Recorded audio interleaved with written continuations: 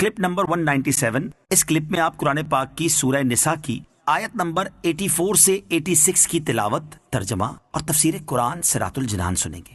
بسم اللہ الرحمن الرحیم۔ ترجمہ: اللہ کے نام سے شروع جو نہایت مہربان رحمت والا ہے۔ فقاتل فی سبیل اللہ لا تکلف الا نفسك وحرض المؤمنین عسى الله ان يكف بأس الذين كفروا والله اشد بأسا واشد تنکیلا۔ ترجمہ: تو اے حبیب اللہ کی راہ میں جہاد کریں، آپ کو آپ کی طاقت سے زیادہ تکلیف نہیں دی جائے گی، اور مسلمانوں کو جہاد کی ترغیب دیتے رہو۔ ان قریب اللہ کافروں کی طاقت روک دے گا، اور اللہ کی طاقت سب سے زیادہ مضبوط ہے، اور اس کا عذاب سب سے زیادہ شدید ہے۔ فقاتل فی سبیل اللہ، تو اے حبیب اللہ کی راہ میں جہاد کریں۔ اس آیت کا شان نزول یہ ہے کہ بدر صغرا، چھوٹا غزوہ بدر، اس کی جنگ جو ابو سفیان سے طے تھی، جب اس کا وقت آ پہنچا تو سرکار عالی وقار صلی اللہ تعالی علیہ وسلم نے وہاں جانے کے لیے لوگوں کو دعوت دی۔ بعض لوگوں پر یہ گراں ہوا تو اللہ تعالیٰ نے یہ آیت نازل فرمائی اور اپنے حبیب علیہ الصلوۃ والسلام کو حکم دیا کہ آپ جہاد نہ چھوڑیں، اگرچہ تنہا ہوں۔ اللہ عز و جل آپ کا ناصر و مددگار ہے، اللہ عز و جل کا وعدہ سچا ہے۔ یہ حکم پا کر رسول کریم علیہ الصلوۃ والسلام بدر صغرا کی جنگ کے لیے روانہ ہوئے، اور صرف 70 سوار ہمراہ تھے۔ چنانچہ فرمایا گیا کہ آپ جہاد کے لیے جائیں، اور آپ کو آپ کی طاقت سے زیادہ تکلیف نہیں دی جائے گی، خواہ کوئی آپ کا ساتھ دے یا نہ دے، اور اگرچہ آپ اکیلے رہ جائیں، ہاں مسلمانوں کو جہاد کی ترغیب دو اور بس۔ پھر اللہ عز و جل نے فرمایا کہ اللہ کریم کافروں کی سختی کو روک دے گا۔ چنانچہ ایسا ہی ہوا کہ مسلمانوں کے اس چھوٹے سے لشکر سے کفار ایسے مروب ہوئے کہ وہ مسلمانوں کے مقابلے میں میدان میں نہ آ سکے۔ سید المرسلین صلی اللہ تعالی علیہ وسلم کی شجاعت۔ اس آیت سے ثابت ہوا کہ تاجدار مدینہ صلی اللہ تعالی علیہ وسلم شجاعت میں سب سے اعلیٰ ہیں کہ آپ کو تنہا کفار کے مقابل تشریف لے جانے کا حکم ہوا اور آپ آمادہ ہو گئے۔ حضرت انس بن مالک رضی اللہ تعالیٰ عنہ فرماتے ہیں، حبیب خدا صلی اللہ تعالی علیہ وسلم تمام لوگوں سے زیادہ شجاع اور بہادر تھے۔ حضرت عبداللہ ابن عمر رضی اللہ تعالیٰ عنہما فرماتے ہیں، میں نے نبی کریم علیہ الصلوۃ والسلام سے زیادہ بہادر اور طاقتور، سخی اور پسندیدہ کسی کو نہیں دیکھا۔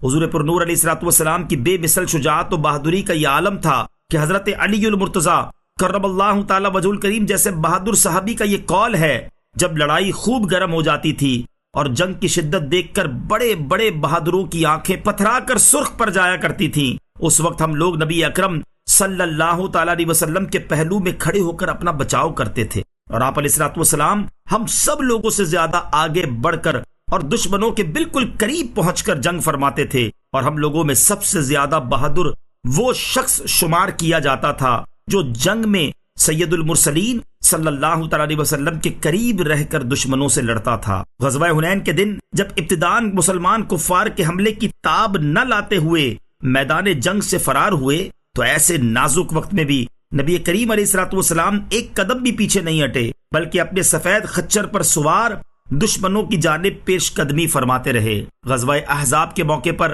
خندق کھودتے ہوئے ایک ایسی چٹان ظاہر ہوئی جو کسی سے نہ ٹوٹ سکی۔ سرکار کائنات علیہ الصلوۃ والسلام کے وار سے وہ چٹان پارا پارا ہو گئی۔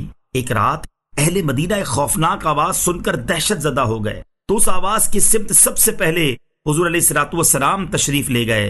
اعلیٰ حضرت رحمت اللہ تعالی فرماتے ہیں، تم ہو حفیظ و مغیث، کیا ہے وہ دشمن خبیث، تم ہو تو پھر خوف کیا، تم پہ کروڑوں درود۔ من يشفع شفاعة حسنة يكن له نصيب منها ومن يشفع شفاعة سيئة يكن له كفل منها وَكَانَ اللَّهُ عَلَى كُلِّ شَيْءٍ مُقِيتًا۔ ترجمہ: جو اچھی سفارش کرے اس کے لیے اس کا اجر ہے، اور جو بری سفارش کرے اس کے لیے اس میں سے حصہ ہے، اور اللہ ہر شے پر قادر ہے۔ من یشفع شفاعتا حسنہ، جو اچھی سفارش کرے۔ اچھی سفارش وہ ہے جس میں کسی کو جائز نفع پہنچایا جائے یا تکلیف سے بچایا جائے، اس پر ثواب ہے۔ جیسے کوئی نوکری کا واقعی مستحق ہے اور کسی دوسرے کی حق تلفی نہیں ہو رہی تو سفارش کرنا جائز ہے، یا کوئی مظلوم ہے اور پولیس سے انصاف دلوانے میں مدد کے لیے سفارش کی جائے۔ بری سفارش وہ ہے جس میں غلط سفارش کی جائے، ظالم کو غلط طریقے سے بچایا جائے یا کسی کی حق تلفی کی جائے، جیسے کسی غیر مستحق کو نوکری دلانے کے لیے سفارش کی جائے یا کسی کو شراب یا سنیما کے لائسنس دلوانے کے لیے سفارش کی جائے، یہ حرام ہے۔ وَإِذَا حُيِّيتُم بِتَحِيَّةٍ فَحَيُّوا بِأَحْسَنَ مِنْهَا أَوْ رُدُّوهَا إِنَّ اللَّهَ كَانَ عَلَى كُلِّ شَيْءٍ حَسِيبًا۔